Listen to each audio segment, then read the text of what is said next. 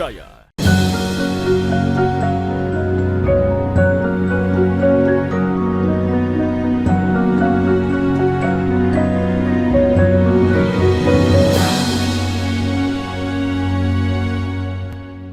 Bismillahirrahmanirrahim. Assalamualaikum warahmatullahi wabarakatuh. Alhamdulillahi rabbil alamin, alladzi an'amana ni'matal imani wal islam. Wassalatu wassalamu ala asyrafil anbiya'i wal mursalin, sayyidina wa maulana Muhammadin sallallahu alaihi wasallam, nabiyil ummi alladzi wulida wa bu'itsa bi Makkah, thumma hajara wa mata wa dufina bil Madinah wa ala alihi wa sahbihi ajma'in, amma ba'd. Alhamdulillah, thumma alhamdulillah, begitu mendalam rasa syukur kita kehadirat Allah Subhanahu wa taala. Subuh hari tadi begitu kita segar dan sehat bangun. Saat ini mengawali aktivitas pagi, semoga sukses dan sama pentingnya bernilai ibadah di sisi Allah. Kafah, itu sudah sangat cukup.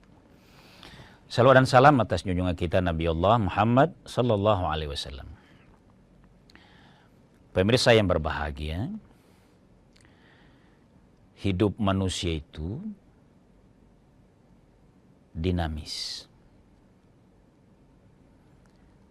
Pada posisi kita mengharapkan tambahan rahmat dari Allah, seiring dengan bertambahnya usia kita dan tanggung jawab kita dalam keluarga, kita mengharapkan ada tambahan dari Allah. Tapi ternyata kondisinya tidak selalu begitu. Kita mengalami hal-hal yang sebaliknya, namanya ujian. Bahkan hal yang menghentikan seluruh cita-cita itu kadangkala sakit. Ini butuh kesabaran. Ini dulu pangkalnya ini. Terima dulu itu. Karena kita akan lanjutkan bagaimana agar mendapatkan rahmat Allah lagi dengan niat sholat. Nah, insya Allah pemirsa sekalian, fikihnya kita jadikan tema sholatnya orang saat sakit. Sholat orang sakit. Baik hukumnya maupun prosesnya. Tapi saya awali dulu pemirsa sekalian, bahwa Allah menegaskan, wasta'inu bis sabri was shalah. Tolonglah kehidupanmu. Tolong segala hajatmu. Kalau yang sakit, sembuhkan penyakitmu. Kalau anak muda yang sedang studi meraih cita-cita, raih masa depanmu. Caranya apa? Belajarkah? Ya iya. Bekerjakah? Ya iya. Tapi saya mau segarkan lewat dalil ini. Ini terdapat pada surah Al-Baqarah ayat 45. Cara menolongnya menurut perintah Allah, bisabri, sabar. Wassalah, lalu salat. Kita persempit pemirsa sekalian karena tema yang kita angkat adalah salatnya orang sakit. Maka kalau seseorang kena musibah, sakit misalnya, maka dia tetap harus dengan ridho, sabar, dan tetap melaksanakan sholat. Bukan karena sakit menjadi alasan untuk tidak sholat. Yang tidak dilakukan adalah sholat normal persis seperti orang sehat. Itu yang tidak. Dari sini pemirsa sekalian, apa maknanya ini? Ada kaidah bahwa itu Islam itu indahnya ya, seluruh tahap hidup kita itu ada kaidah-kaidah yang menyegarkan. Tapi ada yang pokok.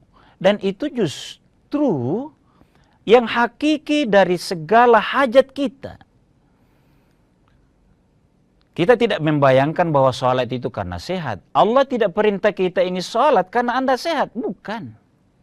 Tapi karena Allah mau menyayangi kita, melihat kita sebagai hambanya yang menyebabkan rahmatnya turun. Segalanya rahmat Allah itu. Apalagi kalau hanya sakit. Tetap laksanakan sholat. Nah, bagaimana caranya? Nah, ini sakit Ustaz. Ya, pelajari. Karena saya mau ambilkan prinsip begini, kaidah begini. Ma la yudraku kullu, la yutraku kullu. Kaidah ini bisa diterapkan dalam berbagai aspek hidup. Apa artinya itu? Kalau tidak bisa persis normal, total, kullu, seperti waktu normal, maka jangan tinggalkan semuanya. Sekali lagi, kaidah ini pemirsa sekalian, bukan hanya dalam kaedahnya orang sakit, bukan. Dalam kehidupan yang lain, keterbatasan, jangan meninggalkan totalitas perintah itu. Nah, khusus bagi orang yang ditimpa musibah dari Allah. Allah mau cuci, Allah mau bersihkan dosanya. Yang kedua, sebenarnya kalau musibah itu, Allah mau sadarkan, berkendara pelan-pelan ki. Kalau lagi sehat, atur itu, jangan paksa melebihi daripada yang normal. Artinya jangan terlalu nafsu, supaya tidak sakit. Nah, andai kata sakit juga, maka cara sholatnya, lakukan apa yang bisa, tetap diterima menurut syariat, bahwa dia sholat sebagai hamba Allah. Dan cara dia meminta pertolongan Allah untuk sembuh. Sholatlah. Kita lanjutkan setelah jeda sejenak.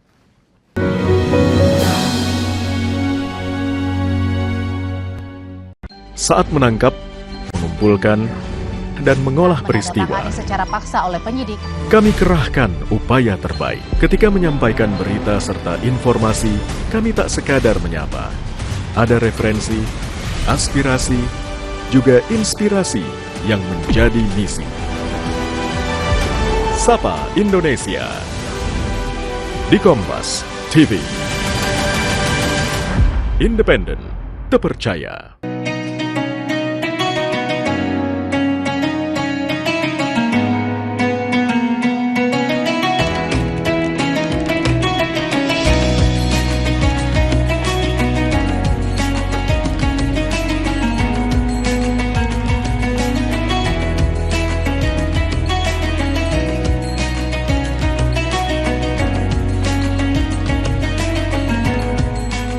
Assalamualaikum warahmatullahi wabarakatuh.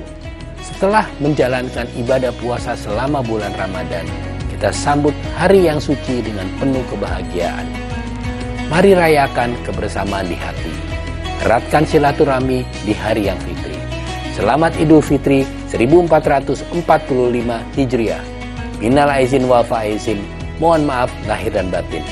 Wassalamualaikum warahmatullahi wabarakatuh. Informasi terkini dari segala lini Pan Berita Utama akan menyajikan sejumlah informasi menarik yang paling mengundang atensi. Kami kompilasi berita pilihan yang sudah kami siapkan untuk Anda dan jadikan referensi utama untuk Anda. kan Anda tetap bersama kami. Terima kasih. Sampai jumpa. Berita utama ikuti pada jam-jam berikut. Live di Kompas TV.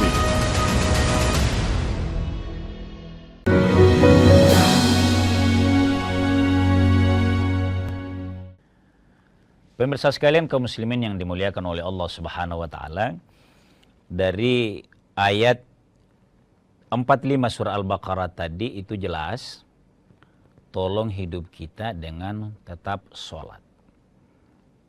Itu kalau mendekati normal.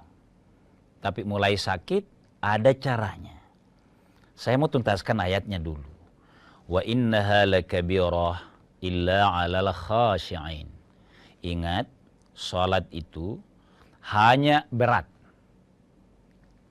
bagi orang yang tidak khusyuk. Jadi normal kehidupannya dalam posisi sehat ataupun sakit, sebenarnya bagi orang beriman tetap bisa sholat, bagi yang kalbunya khusyuk kepada Allah. Di situ tuh inti ayatnya. Kita lanjutkan fikhinya sekarang. Bagaimana caranya? Kalau sakit, tata cara melaksanakan salat. Kesimpulannya, lakukan apa yang bisa. Jadi, kalau berdiri tidak bisa, pening kepala kalau berdiri atau karena luka, maka kita ambil kesimpulannya. Kalau berdiri tidak bisa, maka duduk bisa. Kalau duduk tidak bisa, baring juga bisa. Kalau baring sudah tidak bisa, artinya baring sambil menggerakkan tangan, maka isyarat. Apa saja yang bisa. Inilah cantiknya ini agama. Fleksibilitasnya agama itu tujuannya di qalbu kepada Allah. Kalau juga tidak bisa, ingat sholat kepada Allah. Itu cara secara fiqhi. Sekarang, hukumnya. Bagaimana Ustaz? Kalau dulu dia sholat, waktu sehat, sakit, waktu dia masih baik ingatannya, masih bisa bergerak, sekedar sakit biasa, masih sholat. Kalau ini sudah sangat udzur dan lama, kan Ustaz bilang wajib tetap sholat.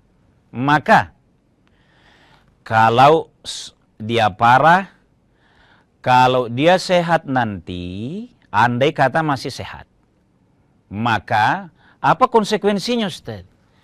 Yang bersangkutan kalau disehatkan oleh Allah, mungkin karena doanya dia, mungkin karena pernah ada kebaikannya dulu, bukan yang dari awal malas sholat.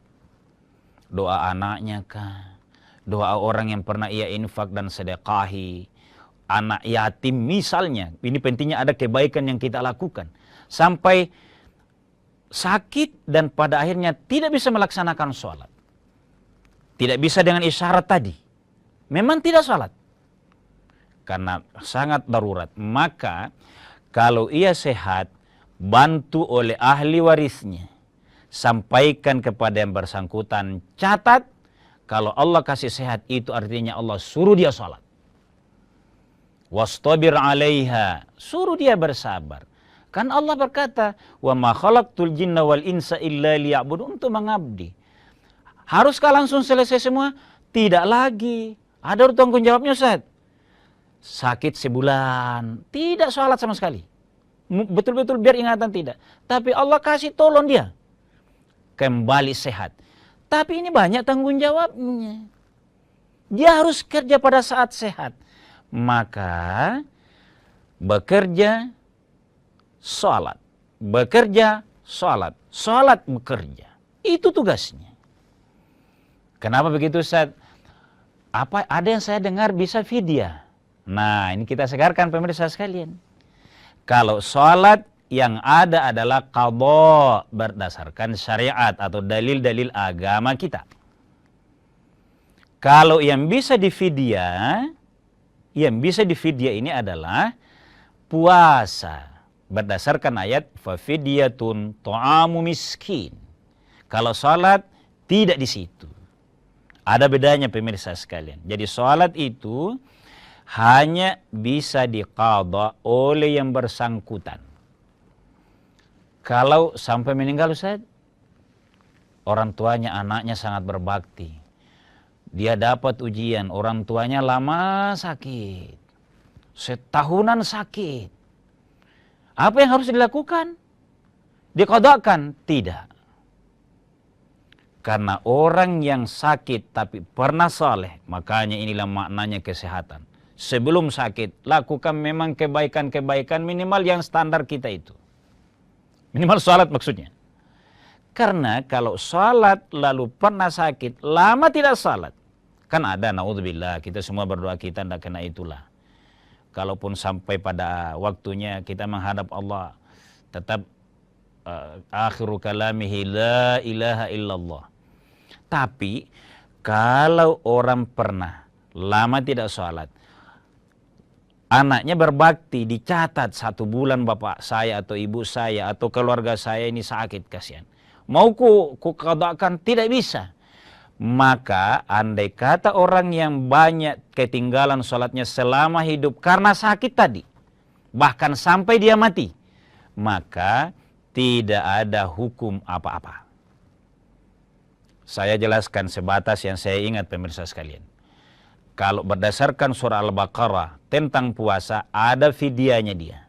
Kalau sholat bukan fidyah. Jadi jangan kabur. Atau kita belajar lagi sama-sama lah. Kita buka kitab fiqhi, apa bedanya? Nah, kalau fidyah, puasa boleh difidyah pada saat yang ditinggal, sangat darurat. Tapi sholatnya dicatat saja, bukan diqada oleh anaknya. Apa yang harus dilakukan? Tidak lain, itulah gunanya kita punya generasi yang soleh. Baik generasi biologis kita maupun generasi ideologis kita. Ini perlunya bersosialisasi di masyarakat. Kita punya kader, kita punya adik yang soleh. Walaupun berat tantangannya saat ini. Karena ini yang kita harapkan pada saatnya nanti, pada saat Allah berkehendak yang sesuai kemutlakan Allah Subhanahu wa Ta'ala. Jadi, salat yang ditinggal oleh seseorang itu tidak diqadakan oleh keluarga, tapi kalau ada keluarga yang berbakti, terutama ayah dan ibunya, maka kebaikan kesolehan lain yang bisa dia dapatkan. Itu hukum fikhinya. Ini yang disepakati. Saya sengaja sebutkan tadi tentang puasa, karena masih sering ada yang bertanya, Ustadz, ada yang saya dengar, bisa tuh dipidyai sholat. Saya tidak berkata tidak boleh, karena saya bukan ulama, bukan muhakkik, bukan mujtahid. Tapi kalau kita baca dalil yang umum, berdasarkan dalil-dalil perintah sholat dalam Quran, yang ditemukan adalah puasanya.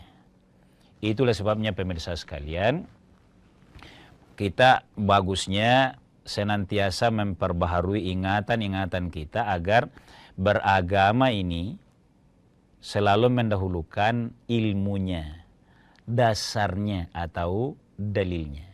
Kita lanjut setelah jeda sejenak.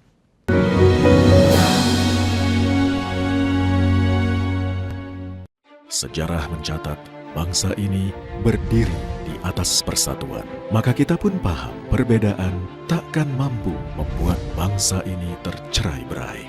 13 tahun kami semakin yakin. Dengan independensi, kami akan terus dipercaya sebagai referensi yang mampu melintasi keragaman, mempererat kebersamaan, menjaga Indonesia bersatu. Peristiwa demi peristiwa selalu terjadi dan terus berkembang sepanjang hari. Saat Anda membutuhkan informasi dengan perkembangan berita mutakhir, jadikan kami mata dan telinga Anda untuk berbagai aktualita terkini. Sambut kami sebagai referensi. Ikuti semuanya di Kompas TV, independen, terpercaya.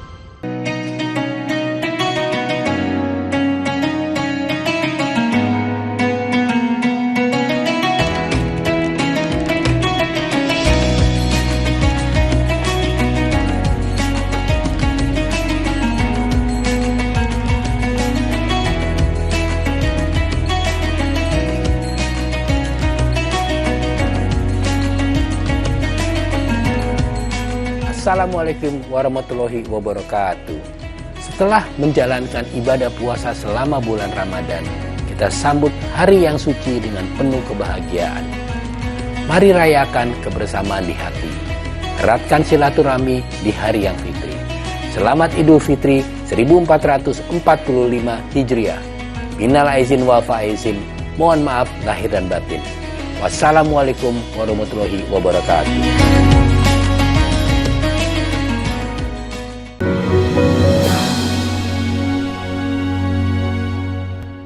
Pemirsa sekalian kaum muslimin yang dimuliakan oleh Allah Subhanahu wa taala, kita mau lebih segarkan di tata caranya. Salat tadi yang saya jelaskan prosesnya. Untuk lebih memperkuat. Nabi sallallahu alaihi wasallam bersabda, An Amr bin Husin qala lin Nabi sallallahu alaihi wasallam. Amr bin Husin menegaskan bahwa qala li, suatu hari Nabi bersabda kepada saya. Jadi ini sahabat Nabi. Sholli qa'iman. Kalau kamu sholat qa'iman, wajib berdiri. Jadi itu perintahnya. Wajib berdiri ini posisi sehat. Jangan malas berdirinya. Fa illam tastati' fa qa'idan. Itu hadisnya. Kalau Anda tidak mampu karena sakit tadi, ya jangan berdiri terus. Duduklah. Makanya luar biasa sekarang ini. Cara beragama kita makin bagus. Kalau kita datang ke masjid, sudah masjid-masjid itu, ayo pengurus masjid sadari ini. Banyak orang tua kita itu mah datang sholat. Tidak kuat bawa selain tongkat. Siapkan kursi untuk duduknya orang sholat. Ayo menjadi pengurus masjid yang peka. Salah satu yang menyebabkan orang tua kita yang sangat cinta ke masjid itu karena tidak bisa duduk lama, berdiri lama secara maksimal, rukuk dan sujudnya. Tapi ada orang kalau cinta masjid, dia bisa duduk. Kalau lama duduk sekedar baca Fatihah dan surah, mengikuti imam, pada saat mau rukuk dia bisa berdiri. Ada orang begitu tuh. Nah, hadis ini fa illam tastati' fa qa'idan. Nah, fasilitasi orang ini. Jadi kita tidak boleh hanya memaknai dalil-dalil agama itu pribadi saja. Terjemahkan sesuai posisi masing-masing. Pengurus masjid akan gembira para dermawannya itu, para mitranya itu yang senang menyumbang di masjid. Mau pakai tiris, mau pakai kotak amal biasa, senang dia. Dan termasuk kita di dalamnya. Akan senang melihat masjid itu, Masya Allah. Ada tetangga ini pensiunan, kasihan usianya, atau pernah sakit. Kalau dia yang akan bawa alatnya ke masjid, sulit. Bahkan dia sudah berpegang ke pagar, maka masjid siapkan. Kenapa? Karena caranya boleh pada saat takbir dia berdiri dulu. Karena hanya anda bisa lama, selesai takbir bisa duduk. Sambil baca Fatihah, baik lagi, berdiri lagi. Atau hanya nanti mau ruku, berdiri lagi baru ruku. Tidak masalah seperti ini. Fleksibel ini agama. Jadi ini yang harus difahami. Boleh gantian duduk di kursi, minimal mau i'tidal, mau apa, dia leluasa. Tidak kuat kakinya. Andai kata juga masih belum sanggup, ini menurut Amr bin Husin, fa illam tastati fa'ala jambi. Maka berbaringlah. Berbaringnya juga fleksibel lagi. Mau yang kanan, mana yang paling tidak sakit. Pokoknya inti salat itu adalah tatmainnul qulub, menenteramkan hati karena mengingat kepada Allah. Kan apa sih arti salat itu? Arti salat itu kan artinya doa. Bagi orang yang sakit, pemirsa sekalian, entah fisiknya lemah, entah ada sesuatu, yang dia andalkan hanya satu, doanya kepada Allah. Itu yang mengantar dia masih terjaga pikirannya. Dan tanda bahwa kalau dia akan husnul khatimah adalah minimal tetap mengingat salat. Makanya kita bersyukur ya. Jangan tidak sabar ujian. Kalau orang tua kita sudah sepuh, belum waktu salat, ingat lagi salat. Itu yang dia ingat. Ada orang tua yang begitu itu.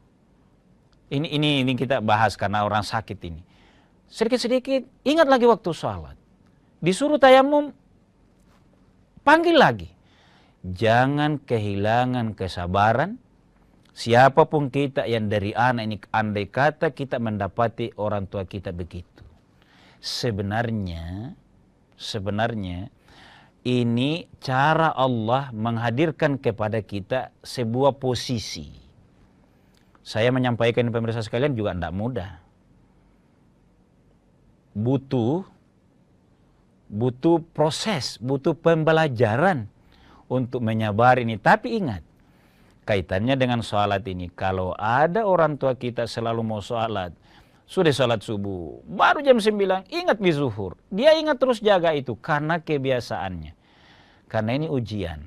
Agama, secara fikih kita diajarkan sabari itu, fasilitasi itu. Dan itulah cara terbaik melayani orang-orang sakit. Pemirsa sekalian kaum muslimin dimuliakan oleh Allah Subhanahu wa taala, membahas atau mereview tema sholatnya orang yang sakit itu dengan posisi yang ada tadi. Kita resume sedikit bahwa kalau proses sholatnya berdiri, begitu tidak bisa berdiri ya duduk, begitu tidak bisa duduk yang berbaring, tidak bisa baring ya apa saja yang bisa talentang, bahkan yang terakhir isyarat. Karena kalau sudah tidak bisa isyarat, mengingat kepada Allah, ya kan itu artinya sudah sangat uzur lah. Ya biasa orang bilang dipanggil oleh Allah. Tapi pun kalau ada orang yang hanya nafasnya yang ada, ingatannya sudah tidak ada, maka itu sejauh yang saya ingat itu tidak dipidiahi. Karena andai kata dia sehat, hanya dia yang qadha.